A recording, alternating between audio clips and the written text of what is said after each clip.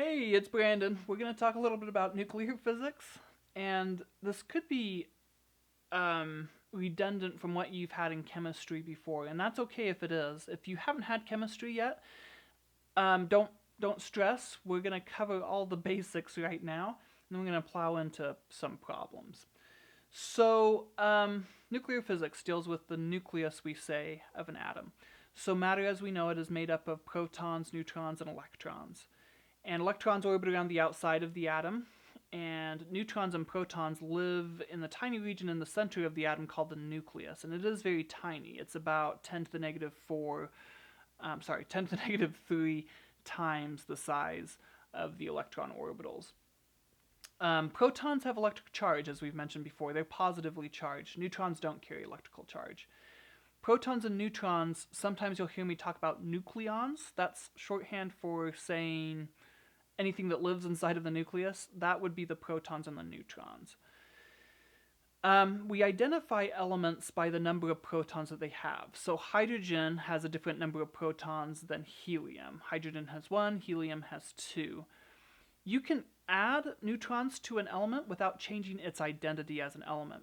But what you get is a new isotope, we say. Isotopes are substances which may have different numbers of neutrons, but have the same number of protons as another substance. So, for instance, there is an isotope of hydrogen that has a neutron that's called deuterium. Sorry. And there's an isotope of hydrogen that has 2 neutrons that we call tritium. It's perfectly permissible to keep adding neutrons to the nucleus until it's unstable. So how do we characterize atomic nuclei? And that's what we're going to be talking about right now, because that has bearing on how we actually accomplish the homework. So with that crash course, here we go. So suppose for a minute that I have an element called helium here, and I'm going to use the notation that's specific for this chapter, and I'm going to put a number in the upper left-hand corner there. That number that I've written is the total number of nucleons inside of that nucleus, the nucleus of helium. We call this A, the atomic mass number.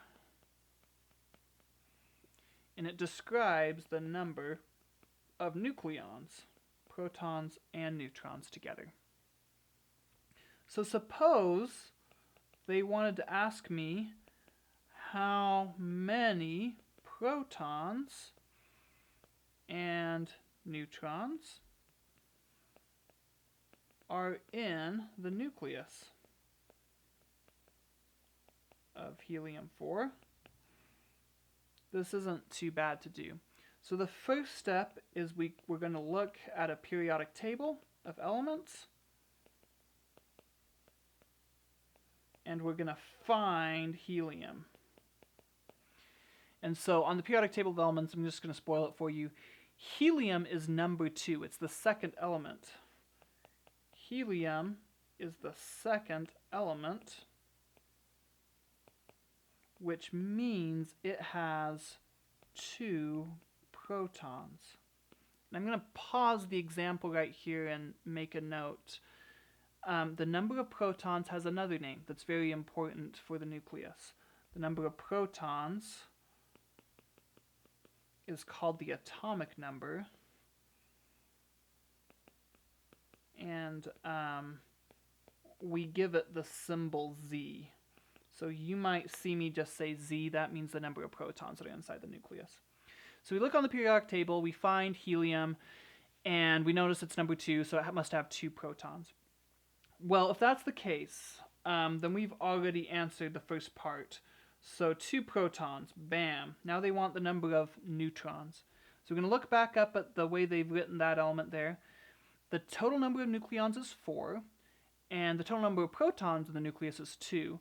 So the total number of neutrons must then be 2 as well, so that adds up to 4. So we have 4 minus 2 protons equals 2 neutrons, say, and then we'd be done with that problem. So you might be a little rusty on your chemistry. Just make sure that you're Anyway, it's not too hard to do, right? That's the atomic number in the upper left-hand corner is all we're saying. Atomic mass number. Okay. So the second topic we're going to talk about is that in nuclear physics, matter and energy are somewhat interchangeable. So mass has an MeV equivalent. So there's this thing called an atomic mass unit, and we give it the unit of U. I'm not sure exactly how U was decided, but it is the case that a neutron and a proton are approximately 1 U. And I say approximately. We're used to thinking of protons and neutrons as having equal masses. In physics, they don't, and that will become important in very important ways coming up. But they're not exactly 1 U. They're close, but they're not quite there. So a proton, for instance, is 1.007276 U. So it's almost 1, but not quite there. And a neutron is close, 1.008665 U. So these units have an equivalence in mega electron volts.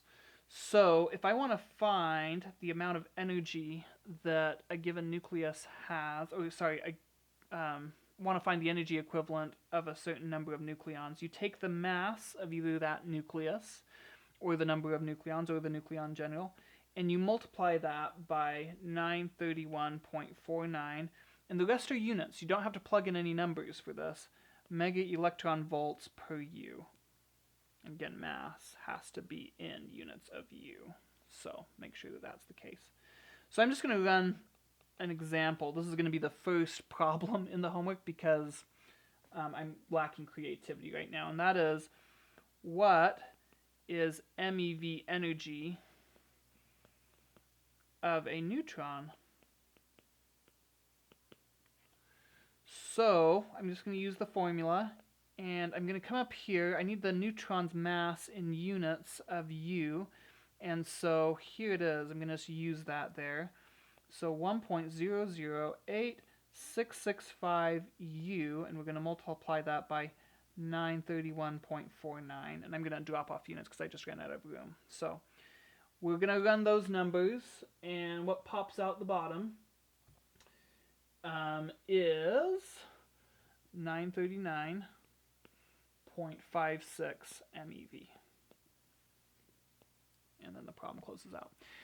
This last little bit about converting a mass to an energy might seem really cryptic and strange why we're doing this.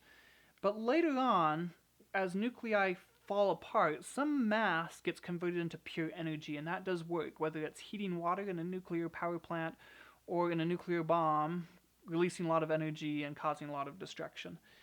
And so what we're doing is we're sort of practicing that. We're taking a little bit of mass and we're seeing how much energy that would translate into. This is pretty straightforward, but let me know if you have any questions with it.